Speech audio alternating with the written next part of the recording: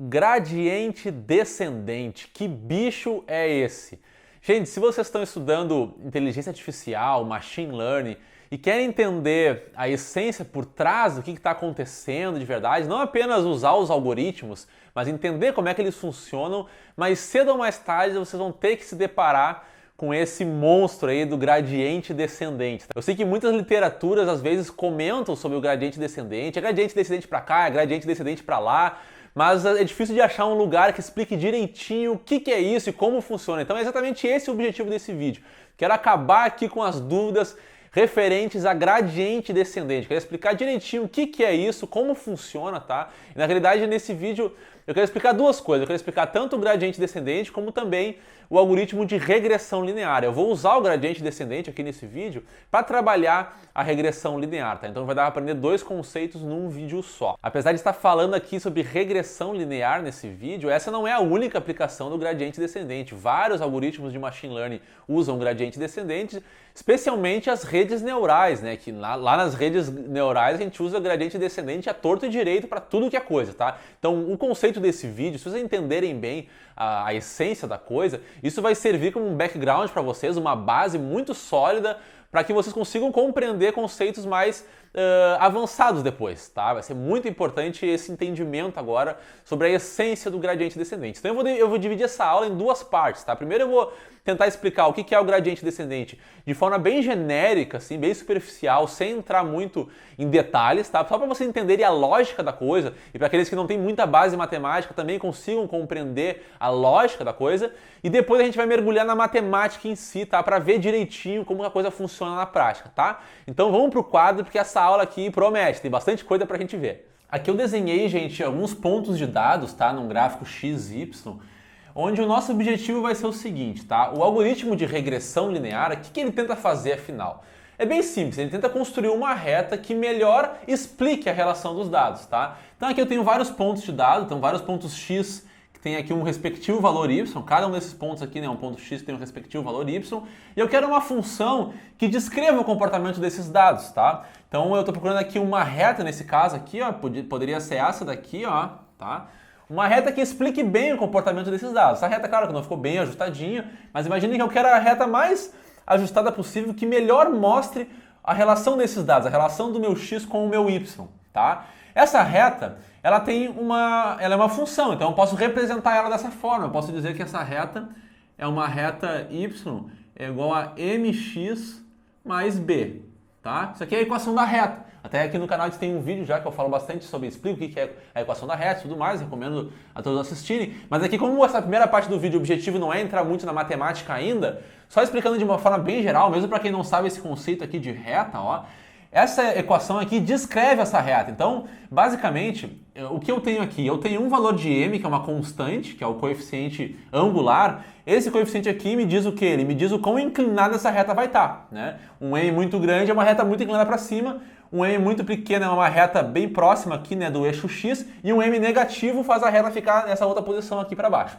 Já o meu b é o coeficiente linear, ele me diz o quão deslocada está a minha reta. Esse ponto b é o ponto que corta aqui o eixo y, tá? Então pontos b muito baixos, ou seja, muito negativos, botam a reta lá para baixo, e b's muito altos colocam a reta lá para cima. Então a gente imagina aqui que para qualquer valor de b ou de m, eu tenho aqui, posso colocar inúmeros valores no lugar de m e inúmeros valores no lugar de b, eu vou ter todas as retas possíveis de se desenhar aqui nesse plano xy. Portanto, eu posso ter, imagina aqui uma infinidade de retas possíveis que vão para tudo que é lado aqui. Eu posso construir, cada uma delas vai ter uma equaçãozinha com um valor específico de m e com um valor específico de b, tá? Então eu posso desenhar aqui basicamente infinitas retas, né? Só escolhendo aqui diferentes valores de m e diferentes valores de b.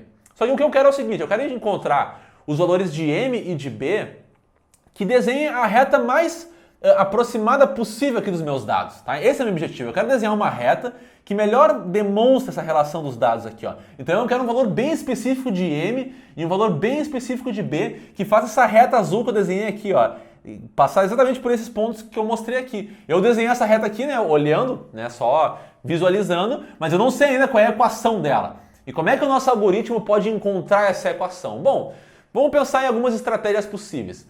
Como eu tenho um computador que pode trabalhar para mim, e ele faz as coisas bem rápido, eu posso fazer o seguinte, computador, seleciona alguns valores aleatórios aí de m e de b, e constrói aí várias retas para mim. Então imagine que o computador está sorteando vários valores de B e vários valores de M aqui, tá? E construindo várias retas. Tem uma reta y igual a mx mais b, onde o m é 5 e o b é menos 20. Tem outra que o m é 17,2 e o b é menos 79. Então imagine que tem n valores aí de m e de b e cada um deles vai construir uma reta diferente. E eu vou mandar o meu computador construir 1 milhão de retas diferentes, ou seja, 1 milhão de combinações de M e de B, de valores diferentes para M e para B. Depois de construir esses 1 milhão de retas, eu vou ver qual é a reta que melhor se adequa a esses dados aqui de todas as retas que o meu computador tentou construir. Então, de todas aquelas ele vai comparar, vai construir uma reta e vai ver o quão encaixada essa reta ficou com os dados. Depois vai comparar com outra, ele vai pegar aquela que foi a melhor, a que melhor se encaixou dessas 1 milhão de retas que eu construir, vai ser a reta que eu vou escolher. Vai ser a reta final, né? A reta que vai ser a decisão final desse algoritmo, tá? Bom, essa poderia ser uma estratégia, certo? Mas, convenhamos, não é uma estratégia muito inteligente, né? Porque teria um grande dispêndio computacional, teria muito esforço e um esforço de força bruta, né? Não é muito inteligente, cada teste de reta não tem nada a ver um com o outro, então tá só dependendo da sorte mesmo para encontrar um valor bom de M e de B. A gente pode fazer melhor do que isso, né? Vamos pensar numa estratégia melhor do que essa, tá? Vamos pensar no seguinte, bom, a gente ainda não tem noção, não faz ideia de qual é o valor de M e qual é o valor de B que se encaixa nesses dados. Eu não coloquei aqui cada valor de X e de Y, tá? Mas imagine que eu tenho esses dados, eu sei qual é cada valor de X, cada valor de Y, e eu tenho que encontrar aqui a minha equação. A primeira equação, o primeiro valor de M e de B, eu não faço ideia qual é, então vamos imaginar que eu comecei com um valor aleatório mesmo de M e de B. Mas agora, a próxima tentativa, em vez de simplesmente chutar outro valor qualquer para M e para B, eu posso ter uma estratégia diferente. Eu posso fazer o seguinte, eu posso variar bem pouquinho, eu posso pegar aquele valor de M ali, que eu comecei, vamos dizer que eu comecei com M igual a 60, tá? Em vez de agora chutar outro valor de M, menos 14, aleatoriamente, eu vou pegar com esse M que eu comecei com 60 e eu vou diminuir, por exemplo, em vez de 60 eu vou botar 59, tá? Vou baixar um pouquinho. E agora eu vou comparar essas minhas duas retas, a reta que eu comecei, M igual a 60, e a nova reta agora onde o M é 59, ou seja, um M um pouquinho menor. E vou ver se por acaso essa reta está um pouco melhor, está se adequando um pouco melhor aos dados do que a reta anterior. Se essa reta estiver se adequando um pouco melhor, é um sinal de que eu estou caminhando na direção certa. Então é um sinal de que eu posso continuar variando meu M nessa direção, ou seja, diminuindo o valor do M, e cada vez mais os meus dados vão ficar um pouco melhor ajustados. Então, opa, legal, já descobri o caminho certo para eu ir. E a mesma coisa no B. Eu escolho um valor de B e depois eu vou alterando esse valor de B lentamente e vou vendo se o meu resultado final está melhorando, se a minha nova reta está ficando mais ajustada em relação aos meus dados. Se tiver, quer dizer que eu estou caminhando na direção certa. Se tiver muito ruim, que está piorando, então quer dizer que eu tenho que caminhar na direção oposta, tá? Então essa pode ser uma estratégia já que vai me levar até o resultado melhor, ou seja, cada novo teste, cada nova iteração, o que é uma iteração? É uma nova tentativa, né? É um novo cálculo que eu vou fazer. Em vez desse meu novo cálculo ser um valor aleatório, como na primeira estratégia que eu comentei, agora cada nova iteração vai ser uma iteração onde eu vou estar um passo à frente na direção certa, um passo à frente mais próximo do meu resultado, que pode ser o meu melhor resultado, tá? Então essa estratégia já parece ser bem melhor, né? Bem mais inteligente. Mas a gente pode melhorar um pouquinho mais ainda. Por quê? Imagina que eu comecei aqui com um valor de M e de B muito longe, né, do valor ideal. Bom, o ideal é o seguinte, em vez de eu ficar caminhando de pouquinho a pouquinho, vai demorar muito até eu chegar no resultado certo. E se a gente fizer o seguinte, ó, se eu estiver muito longe, ou seja, se a minha reta for uma reta que eu criei que não tem nada a ver, eu comecei com uma reta totalmente torta aqui, né? Vamos imaginar que a primeira reta que eu tentei desenhar aqui tem essa direção aqui, ó, pra cá. Tá? Foi a primeira tentativa de M e de B gerou essa reta. Bom, essa reta não tem nada a ver com o comportamento desses dados aqui. Bom, o ideal seria o seguinte, ó, já que eu estou muito longe do meu resultado, eu estou muito distante, estou com um erro muito grande, eu vou tentar agora fazer uma variação, em vez de variar só uma unidade, né? Eu dei o exemplo aqui, eu comecei com 60, aí eu variei para 59. Não, vamos variar bastante, vamos mudar de 60 para 15, sei lá, tá? Vamos variar, vamos dar um passo bem grande, em vez de ir de pouquinho em pouquinho, porque a gente está muito longe do resultado ainda.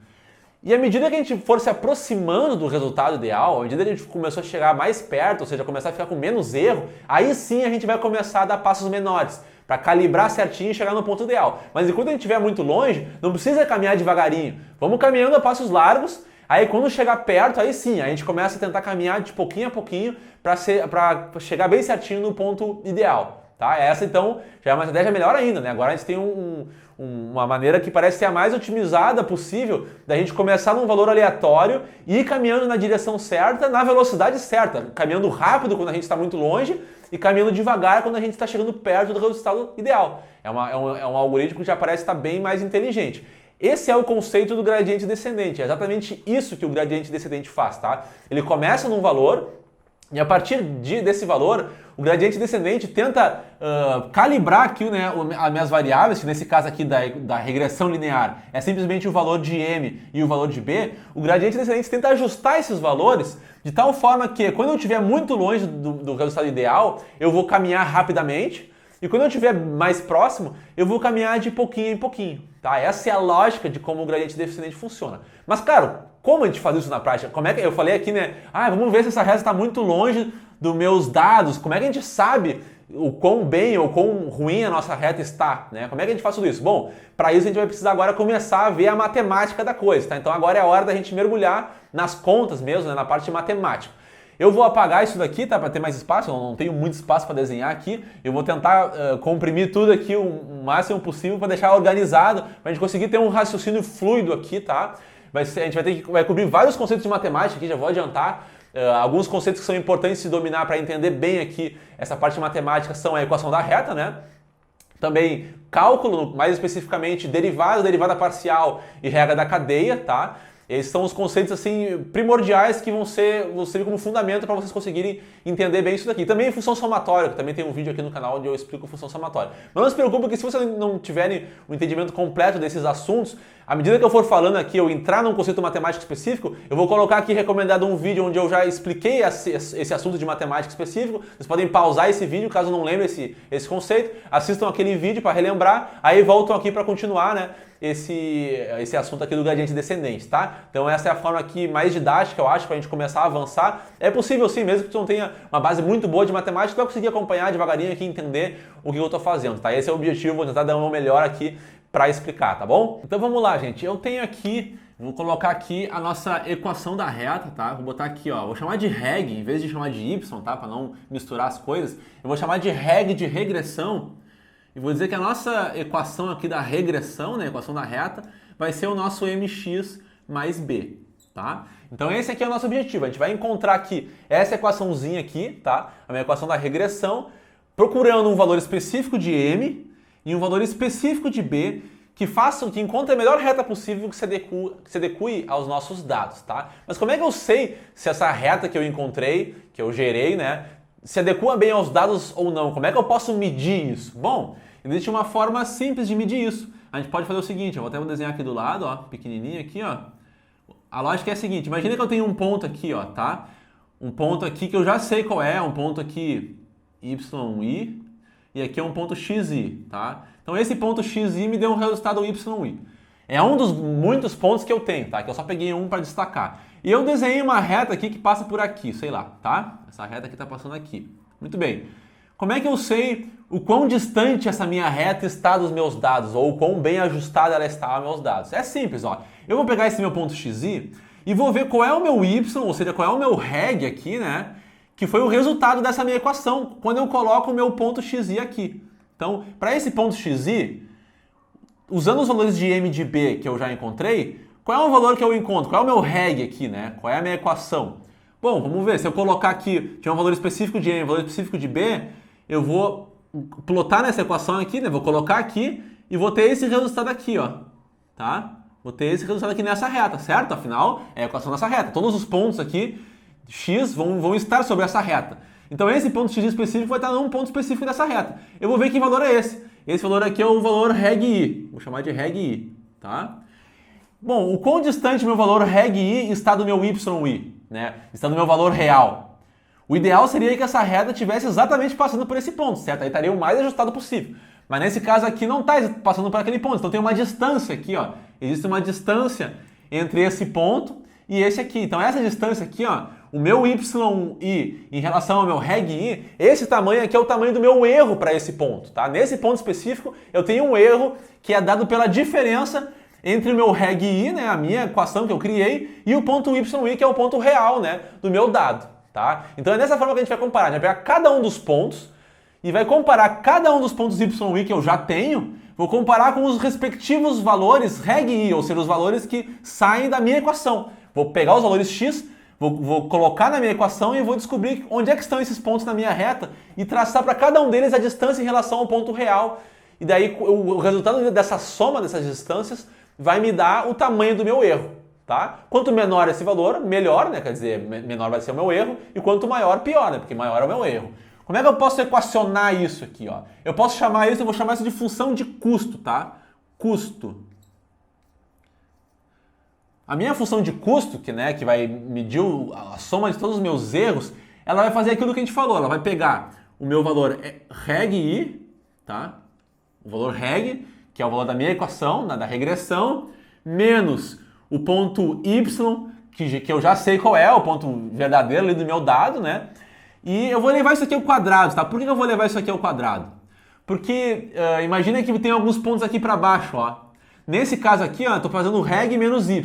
Aqui, ó, reg menos y dá um valor negativo, porque o meu ponto aqui da minha reta está abaixo do meu ponto y. Então esse aqui menos esse vai dar um valor negativo. Já esse caso aqui vai ser diferente, ó. O meu ponto está abaixo da reta. Então o meu reg menos y vai dar positivo. Então se eu não elevar ao quadrado, se eu só fizer dessa forma aqui, os valores negativos vão cancelar os positivos e vai parecer que o meu resultado está melhor do que deveria, né? Uma coisa vai cancelar a outra e não é bem isso que eu quero. Eu quero realmente somar o total dos erros. Então eu quero somar esse erro com esse. Não quero diminuir um erro pelo outro. Então eu vou levar ao quadrado aqui, porque se eu pego essa distância e elevo ao quadrado, caso esse valor aqui dê negativo, vai elevar ao quadrado e vai ficar positivo. Então vai somar, simplesmente vai somar todos os erros, tá? Aqui eu estou levando ao quadrado por causa disso. Então essa função custo, né? Ela vai pegar não somente a distância, mas as distâncias ao quadrado.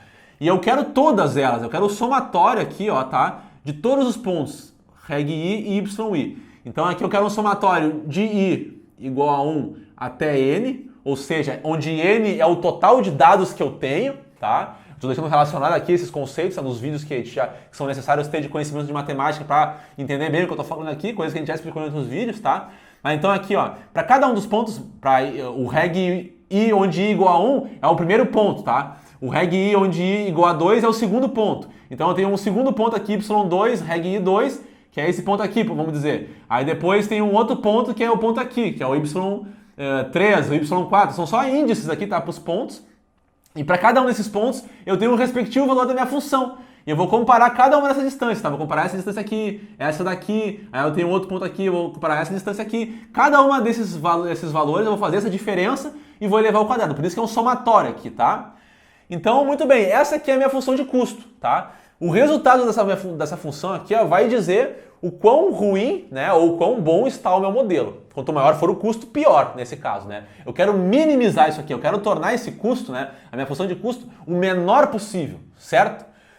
Ok, então o que a gente pode fazer agora? Ó? Lembra que eu comentei que a nossa estratégia era a seguinte? Vamos fazer o seguinte, vamos tentar alterar os valores de B e de M, né? Então imagina que eu já tenho uma reta aqui e eu plotei essa reta aqui, né, no gráfico e agora eu calculei todos os valores e cheguei no resultado da função de custo. O meu próximo passo, né, a próxima iteração vai ser o quê? Tentar diminuir essa função de custo, né? Tornar esse erro menor. Construindo uma nova reta com outros valores de M e de B que me deem um valor da função de custo menor. Para isso, eu comentei que se a gente estiver com um custo muito alto, ou seja, estiver muito longe do resultado certo, a gente pode dar passos maiores, né? Pode avançar mais, mudar mais rapidamente o valor do B e o valor do M. Bom, eu estou falando de mudar o valor do B e mudar o valor do M, né? Vamos escrever isso aqui do lado, ó. Vamos colocar assim, ó.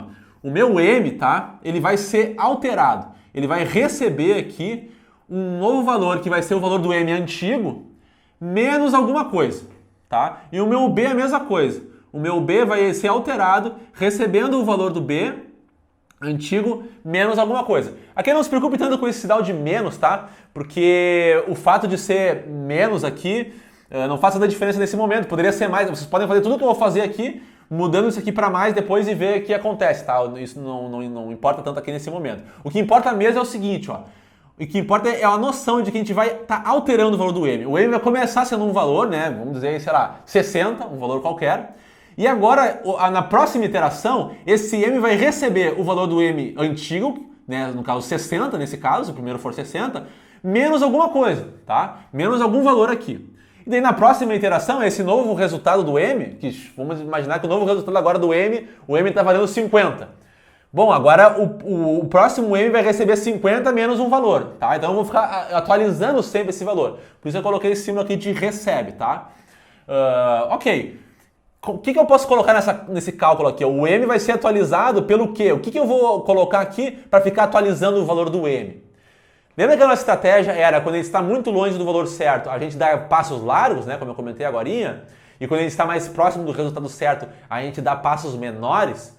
Bom, essa lógica de passos maiores e de passos menores, elas têm tudo a ver com o conceito de derivada. Por quê? Vamos imaginar que essa função aqui, ó, tá? A minha função de custo, ela é uma função, certo? Então ela tem algum comportamento aqui. Vamos dizer que em algum momento específico, tá? Vamos pensar aqui só no m, tá? Vamos imaginar que um b está sendo mantido constante, tá? Que eu tenho os valores de x constantes aqui e que eu vou estar variando só o m. Nesse caso aqui, a minha função de custo em relação ao m, ela vai ter algum comportamento, né? E vamos dizer que ela tivesse um comportamento dessa forma aqui, tá? No gráfico. Bom, eu estou interessado nesse ponto aqui, ó, que é o ponto mínimo, certo? Da função. Mas eu comecei com um valor aleatório de m. Vamos dizer que eu comecei com um valor de m que está por aqui, ó, tá? Nesse ponto aqui, a minha função de custo tem esse valor. Se eu pegar a derivada dessa função aqui, ó, a derivada eu vou ter a taxa de variação nesse ponto, certo? Isso é o conceito de derivada, como a gente já comentou nos outros vídeos aqui do canal.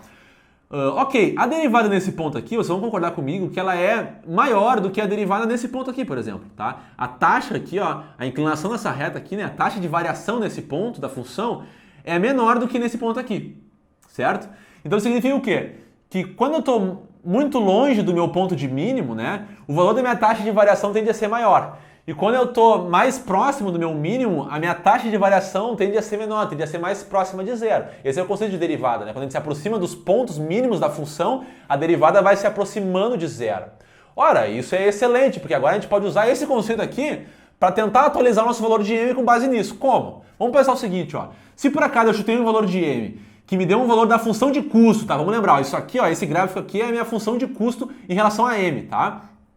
Se ele me der um valor muito longe, ou seja, está num valor muito alto, com um custo muito grande, né, um ponto muito alto, a minha taxa de variação vai ser alta, tá?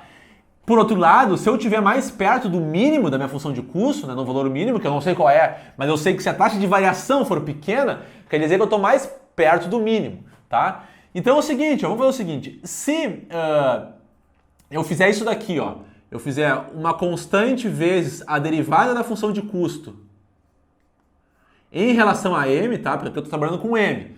Então eu estou fazendo uma derivada parcial aqui, ó, na minha função de custo em relação a m. Eu estou tentando ver a variação do custo em relação ao meu m, tá? É isso que eu estou conversando aqui. Nesse caso aqui, ó, se eu colocar dessa forma, ou seja, eu vou fazer o meu m ser atualizado pelo valor anterior do m, eu vou agora tirar um pedacinho, né? Um pedacinho que vai ser proporcional ao quê? Proporcional à derivada da minha função de custo em relação a m. Parece um negócio meio abstrato aqui, meio complexo, né? Mas vamos entender isso com calma aqui, ó. Eu já falo dessa constante aqui, tá? Não se preocupe com essa constante nesse momento. Vamos pensar aqui mais nessa questão aqui, ó. A derivada da função de custo em relação a m. A derivada da função de custo em relação a m é a taxa de variação em cada ponto aqui, tá? Dessa funçãozinha, imaginando que a função de custo tivesse esse comportamento aqui, tá? Então isso aqui é a derivada da função de custo em relação a m, é a taxa de variação em cada ponto. Ora, se eu estiver muito longe do meu valor de custo ideal, que é o mínimo, né? A minha taxa de variação vai ser muito alta. Ou seja, isso aqui vai ser muito alto. A derivada de custo em relação a m vai ser muito alto. Se isso aqui for muito grande, significa que o meu m vai ser atualizado por um valor grande, né? Porque isso aqui vai ser grande. Então o meu m vai ser atualizado por um valor grande. Então vamos dizer que o meu valor de m ideal fosse 11, tá? 11 é o valor de m ideal. Eu não sei disso ainda, mas é o valor ideal. E eu comecei com um m igual a 70, tá? Eu comecei lá longe. Ora, em vez de... Se eu estiver muito longe aqui nesse caso, né, com um m igual a 70, se eu chegasse na conclusão aqui que a derivada do meu custo em relação a m está longe do lugar, eu vou dar passos largos. Eu vou variar grande aqui, né? Vou fazer uma grande variação do meu m. Aqui vai ser m menos 30, vamos dizer, tá? Que a derivada do custo em relação a m nesse ponto seja igual a 30, vezes a constante aqui de 30. Então o m vai ser atualizado por uma unidade de 30, vai ser 70 menos 30. Na próxima iteração vai variar um pouco menos, agora eu já andei para cá, ó. O que eu fiz na próxima iteração? Agora o m era 70, o valor aqui da derivada do custo em relação a m vezes uma constante deu 30, tá? Então m menos 30, ou seja, 70 menos 30, deu 40. Então agora o meu m está valendo 40. Então agora eu atualizei a minha função reg, o m agora não é mais 70, agora o m é 40, tá? O meu b continua constante, porque eu estou só vendo a variação do custo em relação a m. E agora com o m de 40, eu tenho uma nova equação da reta, uma nova equação da regressão reg, onde eu vou calcular novamente a minha função de custo. Essa minha função de custo vai me dar um valor menor, vai me dar um valor por aqui assim mais ou menos, certo? Agora eu tenho uma nova taxa de variação. A minha próxima iteração agora vai ser usar a taxa de variação nesse novo ponto aqui, né? Nesse novo ponto, o meu novo m. E agora a minha taxa de variação aqui já vai ser um pouco menor. Antes a minha taxa de variação aqui deu 30. Agora vamos dizer que a minha taxa de variação aqui não deu mais 30, deu 20. Diminuiu um pouco, né? Minha variação está um pouco menor aqui. Estou um pouco mais perto do meu mínimo, né? A minha inclinação da reta está um pouco menor. Então a inclinação da reta vezes a constante aqui agora deu 20 em vez de 30. Então agora o meu m, né, vai diminuir numa unidade de 20 em vez de 30. E assim eu vou variando, gente. Eu vou variando menos quantidade do que antes, tá? E cada vez que eu vou atualizando aqui na função e vou voltar para cá, a minha derivada vai estar um pouco menor. Então a minha taxa de variação já vai estar bem menor aqui e o meu m vai ser atualizado com unidades cada vez menores. E cada vez que eu me aproximasse mais aqui, né, do valor de 11, eu ia começar a dar passos bem curtinhos aqui, ó, porque a minha derivada aqui, ó, já ia estar valendo bem pouco. A derivada da função de custo em relação a m aqui ia chegar a um ponto que ela ia ser, sei lá, 2, 1,5, né, 0,8. Então cada m ele vai dar uma pequena atualizada, né? Quando eu tiver com um m valendo 12, por exemplo, né, supondo que 11 seja o valor ideal, eu tiver no 12, eu já vou variar de pouquinho a pouquinho aqui, porque eu já estou bem próximo do meu mínimo, tá? Então, assim, pensando dessa forma, parece que isso aqui faz muito sentido, né? Se eu uso a derivada da função de custo em relação a m aqui e uso isso para atualizar meu valor do meu m, parece que vai ser o melhor cenário possível. Eu vou dar grandes passos quando eu estiver muito longe do resultado ideal, quando a minha variação for muito grande, ou seja, quando eu estiver muito longe aqui do meu mínimo, eu vou dar passos bem maiores, certo? E já quando eu estiver bem mais perto do meu mínimo, eu vou dar passos bem menores, tá? Então essa estratégia, ela funciona dessa forma, é por isso que equacionando desse jeito aqui, ó, né, fazendo a derivada da função de custo em relação a m e multiplicando por uma constante aqui, eu vou ter um valor aqui que vai atualizar o meu m que vai funcionar nessa estratégia de dar grandes passos quando eu preciso dar grandes passos e dar pequenos passos quando eu preciso dar pequenos passos. Ah, Nathanael, mas para que esse valor aqui, ó, esse valor alfa que tu multiplicou, essa constante, o que isso aí tem a ver? Por que tu colocou essa coisa aqui? Eu já vou falar dela, tá? No final do vídeo aqui eu vou mostrar o porquê que isso aqui é importante. Mas por enquanto só considere que é simplesmente multiplicar o valor derivada por uma constante, tá? Ele só vai nos ajudar depois a trazer para a ordem de grandeza do problema. Mas a princípio o que mais importa aqui entender é essa questão aqui da derivada, tá? A derivada da função de custo em relação a m vai me dar o caminho certo em termos de passos grandes ou passos pequenos aqui na direção do meu objetivo. E a gente vai calibrar isso depois com uma constante, tá? No caso do meu b, vai ser a mesma coisa, tá? No caso do meu b, o que eu vou ter aqui, ó? Vou atualizar o valor de b, né? Por uma constante também aqui, vou chamar de beta, tá? Em vez de alfa, que é uma outra constante, vezes a derivada da minha função de custo também, dividido por, ou melhor, em relação a b, certo? A derivada da função de custo em relação a b vai fazer exatamente a mesma coisa que eu fiz aqui em relação a m, agora eu vou ter em relação a b. Eu vou ter que manter o m constante, vou alterar o valor do b devagarinho. Eu quero saber como é que a minha função de custo se comporta quando eu vou variando o valor do b, né, mantendo o m constante. Então eu quero a derivada de custo em relação a b, a derivada parcial de custo em relação a b. Eu vou ter também uma equação aqui da função de custo, onde, se eu estiver muito longe do resultado ideal, eu vou dar grandes passos, e se eu estiver mais perto, eu quero dar passos menores, tá? Exatamente a mesma lógica aqui eu vou aplicar para o meu coeficiente b, tá certo? Então a minha equaçãozinha aqui, tá? Que a gente vai ficar no fim das contas, vai ser essa aqui, ó. Essa vai ser a equação que a gente vai atualizar nossos valores de m e de b para cada interação. A gente vai pegar o valor atual e vai aqui diminuir pela derivada de custo em relação a m, né, vezes uma constante. Isso no caso do m, e no b é a mesma coisa, derivada do custo em relação a b, tá? Então essa aqui vai ser a nossa estratégia matemática aqui. Vamos ver como é que isso fica na prática, então? Como é que eu posso calcular aqui a minha derivada da função de custo em relação a m, tá? Vamos colocar aqui, ó. O que é a minha derivada da função de custo em relação a m? Bom, a minha função de custo está aqui, ó, tá? O meu reg, ó, ele tem um m aqui. Então, na realidade, esse meu reg aqui é uma função que depende de m, tá?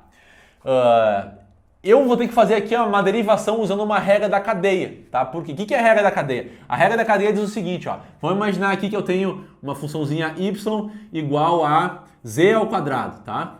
E aqui eu tenho outra função que é z igual a 3x, tá?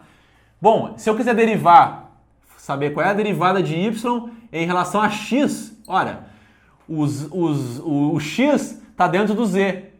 E aqui eu quero derivar o y em relação a x. O y depende de z e o z depende de x. Como é que eu faço essa derivada? Eu vou usar a regra da cadeia. Eu vou fazer o seguinte, ó. Eu posso fazer a derivada de y em relação a z e multiplicar isso pela derivada de z em relação a x. Isso aqui é a famosa regra da cadeia, tá? No cálculo. Então, essa é a forma que eu posso fazer essa derivada aqui. Nesse caso aqui, nesse exemplo, né? A derivada de y em relação a z seria 2z. E a derivada de z em relação a x é igual a 3. Então, o resultado final aqui, né, dessa equaçãozinha seria o quê? Seria 2 vezes z vezes 3. Daria 6z. Mas o meu z é 6x. Então, seria 6 vezes z, onde o z é 3x, né? Então, o resultado final disso aqui é 18x, certo? A derivada de y em relação a x, nesse caso aqui, aplicando a regra da cadeia, daria 18x. Será que isso é verdade mesmo? Vamos substituir aqui o z por x, pela equação dele aqui, e vamos derivar depois e ver se funciona. Ó. Vamos fazer assim, ó. O y é igual a z ao quadrado. O z é 3x, né? Então, o y é igual a 3x ao quadrado, que é 9x ao quadrado. Qual é a derivada disso aqui em relação a x agora? A derivada disso aqui em relação a x vai ser o 2 passa para baixo, né? Vamos multiplicar o 9. Então, a derivada de y em relação a x... Tá fraca essa caneta aqui, puxa vida. Vai ser 2 vezes 9, 18x. Olha, o mesmo resultado. Então, realmente, a regra da cadeia funciona aqui. Como é que a gente vai aplicar a regra da cadeia nesse caso aqui? Ó? Porque eu tenho uma função reg que depende de m, né? E a minha função de custo depende do reg. Né? O meu y, lembrando, são os pontos, né, de dados já fixos que eu tenho. Bom, então, a derivada, eu vou chamar isso aqui, ó, tá, de erro. Essa que é a reg i menos yi, eu vou chamar da minha função de erro, tá? Então, o meu custo é igual ao somatório do erro ao quadrado. Só que o erro, por sua vez, depende do m, tá? Então, a minha derivada de custo em relação a m vai ser a derivada do meu custo em relação ao erro, tá? Em relação à minha função erro, vezes a derivada da minha função erro em relação ao meu m, né? Porque a minha função erro tem um m, depende do m. E a minha função custo depende do erro. Então, aqui é a regra da cadeia, ó. Vamos fazer isso aqui, ó. O que fica o resultado disso aqui, ó? A derivada da função de custo, tá? Em relação ao erro, vai ser igual ao quê? Ué, a função de custo é o somatório, né, de i até n do meu erro i ao quadrado, certo? Então, a derivada disso aqui vai ser 2 vezes a minha função erro, né? É o resultado dessa derivada. No caso aqui é o somatório, né? Onde i de 1 até n, de 2 vezes o erro de i, tá? Isso aqui é a derivada disso daqui, tá? Lembrando que no caso da derivada, quando eu tenho um somatório, na soma, né? A derivada das somas é o próprio resultado, né? Eu posso simplesmente somar, fazendo operações com derivada. Então eu posso manter o somatório aqui, né, do lado de fora.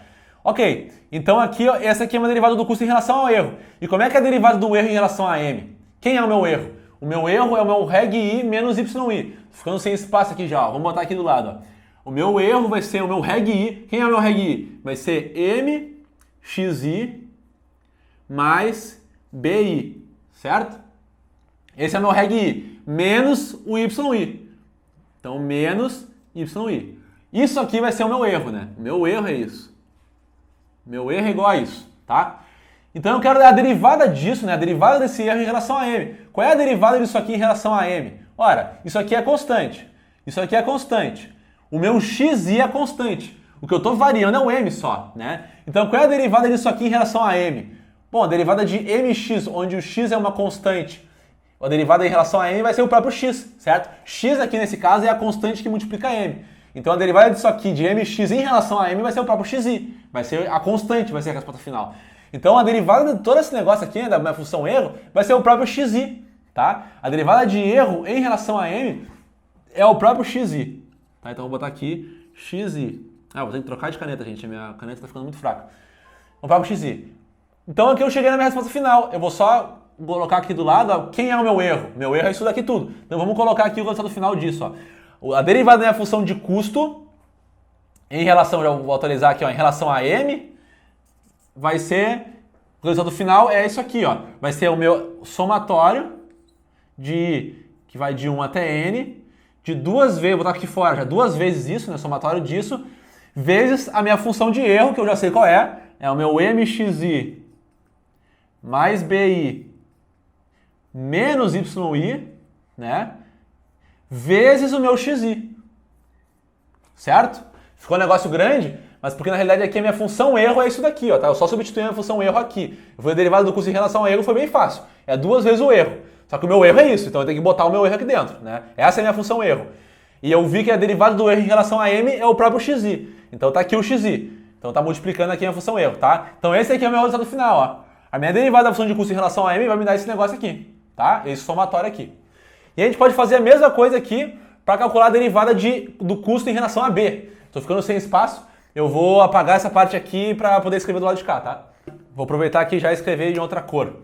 Vamos lá então. A gente vai fazer agora a derivada do meu custo em relação a b. Então vai ser a derivada do meu função de custo em relação a b vai ser a derivada da minha função de custo em relação ao erro, né? Vezes a derivada da função de custo em relação a b, certo?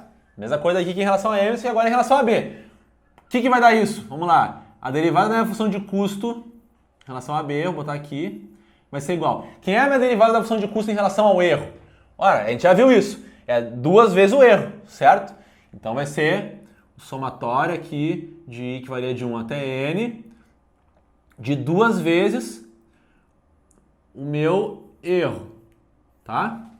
Esse aqui é a derivada do meu custo em relação a erro, bem simples, né? Vou botar erro de i aqui, né? Que é um somatório de i, onde cada valor de erro vai ter um valor i, tá? E agora a gente vai multiplicar isso aqui pela derivada do custo em relação a b. Quem é a derivada do custo em relação a b? Desculpa, aqui é a derivada do erro em relação a b, perdão. Derivada do custo em relação ao erro e a derivada do erro em relação a b, tá? Então qual é a derivada do erro em relação a b? A derivada do erro em relação a b vai ser a derivada desse cara aqui, né, que é o erro, em relação a b agora. Ora, quem é o b aqui? Vamos ver aqui desse lado de cá, ó. O b tá aqui. Ora, o b tá sozinho. Isso aqui vai ser uma constante, isso aqui vai ser uma constante, tá? Lembre, agora a gente vai estar derivando o meu erro em relação a b, tá? Pense que eu vou deixar isso aqui tudo... Se eu estou derivando em relação a b, quer dizer que eu estou deixando todo o resto constante. Isso aqui é constante, isso aqui é constante. Agora eu estou interessado só no meu b, só nesse cara aqui, ó. Qual é a derivada do erro, então, em relação a b? Vai ser 1, certo? Porque o meu b não está multiplicando ninguém. Então, a derivada dele, né, a derivada de x é 1, certo? Então, a derivada de b aqui em relação a b vai ser 1, tá? Então, esse cara aqui vai ser 1, ó. Vai ser 1, tá? Então, já vamos escrever isso aqui melhor. Como esse cara aqui é 1, vai ficar simplesmente duas vezes o meu erro de i. Quem é o meu erro de i? Vamos escrever aqui. É o meu mxi mais bi menos yi, tá? Então, isso aqui é a minha equação, tá? Da derivada do custo em relação a b, tá? Então aqui, gente, agora estamos com duas equações, ó. Estamos com a equação aqui da minha derivada do custo em relação a b, tá? E eu já tenho aqui também a minha derivada do meu custo em relação a m, tá? Que deu esse resultado final aqui. Essa parte aqui, na realidade, né? Esse aqui é o resultado final. Essa parte de cá, tá? Então agora a gente vai pegar essa fórmula aqui e essa fórmula aqui que a gente já deduziu e a gente vai substituir aqui, ó, certo? É só colocar agora, né, o nosso algoritmo vai pegar para cada valor de b, eu vou atualizar o meu b atual diminuindo essa equação aqui, tá? Pensando aqui fica mais fácil, né, substituir os valores aqui do que trabalhar até com toda essa quantidade grande aqui de variáveis. Vamos pensar o seguinte, vamos pensar que eu comecei com o valor aleatório, eu já tenho o valor de x, né, tenho o valor de xi e eu tenho um valor de yi. Esses valores já estão dados no problema. Então os valores de x e o valor de y são valores dados já. O que eu estou mexendo é o meu b e o meu m, tá? Esses são os valores que eu estou mexendo aqui. Eu estou mexendo no b e no y. Desculpa aqui, o b e o m são constantes, tá? Quem tem os pontos que variam são x e y, por isso que é xi e yi, tá? X, y, i aqui não é bi, é só yi, tá? Tá certo aqui, beleza. É muito índice, né? O cara acaba se perdendo aqui. Muito bem, vamos lá então. O que a gente vai fazer? A gente começa com um M aqui aleatório. Então, coloquei um valor de M aleatório, um valor de B aleatório, cheguei, plotei a minha reta, tive uma função de custo, tá? Ok, eu quero atualizar esse valor de M na direção certa. Supondo que eu já tenho uma constante específica aqui, tá? O que eu vou fazer? Eu vou pegar esse valor de M que eu escolhi, o valor de B que eu escolhi inicialmente, vou plotar nessa equaçãozinha aqui, vou colocar aqui dentro, tá? Daí agora já tenho o valor de X, já tenho o valor de Y, todos os valores de X e de Y, né? E tenho o valor de M e o valor de B, eu vou calcular aqui esse somatório, eu vou calcular todos os erros, né, aqui, somando tudo isso daqui, né, todas as vezes, essa equaçãozinha, e agora eu vou pegar esse resultado aqui, esse resultado final, né, a derivada de custo em relação a M é esse somatório inteiro. Então eu vou somar tudo isso daqui, esse resultado eu vou colocar aqui, multiplicar por uma constante e atualizar meu valor de M. Pronto, fiz a nova iteração. Agora eu vou para a próxima. E assim eu vou fazendo. Cada iteração eu vou substituindo aqui os novos valores de B e de M, coloco na minha função, encontro o novo valor de M. Vou lá e faço de novo. Pego agora, coloco aqui e atualizo meu valor de M. E a mesma coisa com B. Eu vou pegando meus valores de B, né, jogo aqui junto com os M's, faço uma iteração, encontro novos valores de B e de M, faço nova iteração, encontro novos valores de B e de M. Só com essas equações aqui, né, se eu tenho os meus valores de X e de Y, que são meus dados do meu problema, né, já tenho minhas constantes bem definidas, é só eu ficar, eu começo com o valor de B e de M, é só fazendo as iterações eu vou descobrindo quais são os novos valores de B e novos valores de M, tá? E pela toda a teoria que eu mostrei aqui, cada nova iteração, o meu M vai estar caminhando na direção certa, tá? Vamos ver se isso é verdade mesmo, tá? Vamos pensar o seguinte, ó. Vamos pensar que, tentar fazer um exercício mental aqui, vamos tentar imaginar o seguinte, ó. Vamos imaginar que eu comecei com um valor muito errado, né? Eu comecei com uma reta aqui que está bem longe dos meus pontos, tá? O que vai acontecer na prática nessa equação aqui, ó?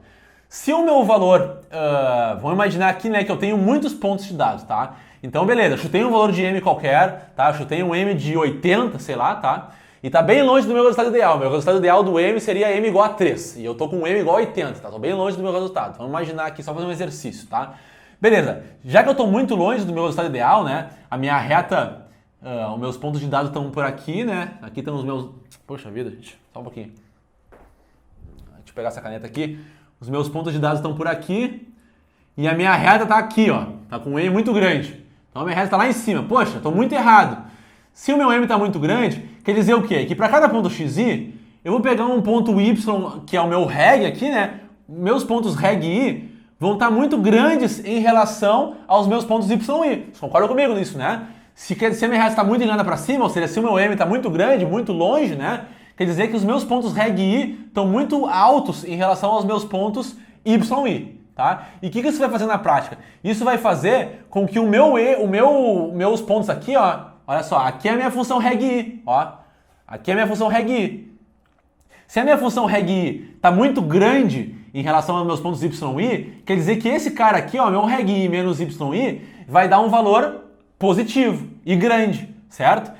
Com um valor positivo e grande aqui, ó, nessa equação, o meu próximo M vai ser um M menor. Por quê? Porque esse M vai diminuir isso aqui, ó, certo? O meu M vai diminuir esse valor positivo grande. Então agora o meu M que começou muito grande, na próxima iteração vai estar um pouco menor. Vai estar na direção do meu resultado ideal, certo?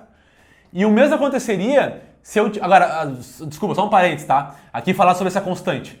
Se eu tiver muitos dados, tá? Muitos dados, esse somatório aqui vai dar um número muito grande. Vocês concordam comigo?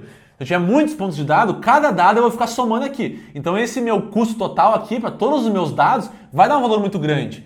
Imagina que esse custo total deu 1 milhão, tá? Eu tinha muitos dados e para cada um deles eu tinha um erro. Se eu somei todos esses erros, o meu custo total aqui, né? Essa soma total aqui, deu muito grande. Deu 1 milhão. Poxa, eu estou falando de M na ordem de 2, de 80, o M está na ordem das dezenas aqui. E eu estou com um custo na ordem dos milhões. Então como é que eu vou trabalhar isso aqui? Como é que eu vou trabalhar a derivada do custo que está na ordem dos milhões com um M que tem que variar na ordem das dezenas? É para isso que existe essa constante aqui, ó. Essa constante vai fazer a nossa ordem de grandeza se normalizar, né? Para um valor aqui que eu possa ficar atualizando, né? E que consiga realmente calibrar melhor aqui, tá? Então, minha constante aqui, ela é chamada de taxa de aprendizado, né? Ou do inglês learning rate, tá? O learning rate, que é essa constante, ela vai definir o tamanho do nosso passo. Ela vai ser o tamanho que a gente vai multiplicar pela nossa derivada e que vai definir o quanto que a gente vai variar. A função dela é basicamente esse, é trazer para uma ordem de grandeza, tá? onde o meu custo aqui eu não sei quanto é, pode ser uma coisa muito grande, mas ele vai me ajudar a trazer uma ordem de grandeza do meu problema, tá? Para poder conseguir variar aqui numa ordem de grandeza melhor. É para isso que a gente precisa dessas constantes aqui, ok? Então agora vamos fazer um exercício contrário aqui, ó. Em vez de eu comecei muito inclinado para cima, muito errado. Vamos imaginar o contrário, vamos imaginar que eu tivesse começado com uma reta para cá, ó, tá? Uma reta para cá, ou seja, os meus pontos reg I agora estão menores do que meus pontos y e i. O que aconteceria aqui nessa equação? Vamos pensar o seguinte, a minha equação reg I está aqui, certo? Ora, se os meus pontos reg I estão menores do que meus pontos y e i, significa que isso aqui menos isso vai dar um valor negativo. Vocês concordam comigo? Ó? Se eu pegar um ponto reg I aqui, ó, que é menor do que y e i, um valor menor do que um valor aqui, ó, vai dar um resultado disso aqui vai ser negativo. Então, se isso aqui é negativo, m menos um valor negativo vai dar um valor positivo. Então, o meu próximo m vai ser maior. Tá? O meu m aqui, se ele estava para baixo, quer dizer que o meu m estava, né? Ele precisa ficar mais positivo, ele precisa ficar para cima. Se ele está muito para baixo, quer dizer que aqui vai dar um valor negativo, que aqui vai ficar positivo e o meu m vai subir. Então agora o meu m vai ficar positivo. Tá? Então é legal isso, né? Que a gente pode ver, pegar essa sacada aqui, como isso aqui vai funcionar em qualquer cenário. Tá? Isso aqui vai funcionar porque ele vai acabar nos levando para o lugar certo. Mesmo que a gente comece na direção totalmente errada, à medida que a gente começar a atualizar, ele vai começar a caminhar na direção certa, tá? Dependendo dos nossos resultados, né? A partir do nosso resultado da nossa equação, ele vai comparar com o resultado real e vai começar a caminhar, né, para o lado certo e atualizando os nossos valores de M e de B. Lembrando que se ele estiver muito longe, a minha derivada vai ser maior, então ele vai dar passos mais largos, e quando eu começar a chegar mais perto, ele vai dar passos cada vez menores, tá, gente? Então, basicamente, esse era o conceito que eu queria mostrar aqui, espero que tenha conseguindo, né, explicar. Eu sei que é um pouco complicado, tem bastante coisa, né, mexe aqui, mexe de lá e tal, isso aqui, mas eu espero que tenha ficado claro pelo menos a ideia geral, tá? Se não entendeu tudo exatamente, pelo menos tenta pegar essa ideia geral de que a gente vai fazendo variações, atualizando os valores mais rápido ou mais devagar, dependendo do valor da derivada, que nos diz a taxa de variação, tá? É muito legal, depois que a gente entende isso daqui, né, a gente fica, pô, o negócio realmente faz sentido, né? A matemática tá nos guiando pro caminho certo aqui, né? Não é uma coisa aleatória, não vem do acaso, né? É uma coisa que é uma estratégia que realmente funciona, e aqui a gente está colocando a matemática na aposta, né? Tá vendo ela aqui acontecer mesmo. Eu coloquei aqui, tá? Eu fiz um exercício aqui, onde eu desenhei aqui, escrevi um algoritmo, tá? Que faz exatamente isso. Ele pega um valor do M aqui, tá? Ele pega esse valor aqui e ele atualiza o valor do M. Essas canetas aqui, meu Deus, estão me atrapalhando.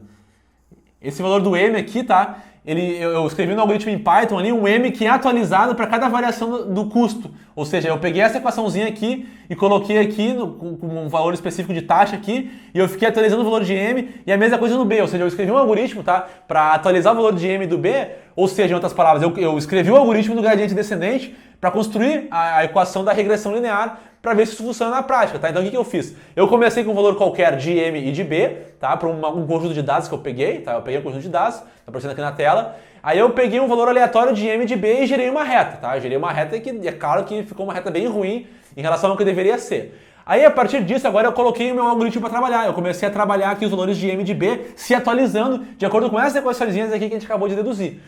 Coloquei para ele fazer 1000 iterações, ou seja, atualizar o valor de M e de B 1000 vezes. Depois de 1000 iterações, olha como é que estava já o resultado da reta. A reta já tinha ficado dessa forma aqui, ó.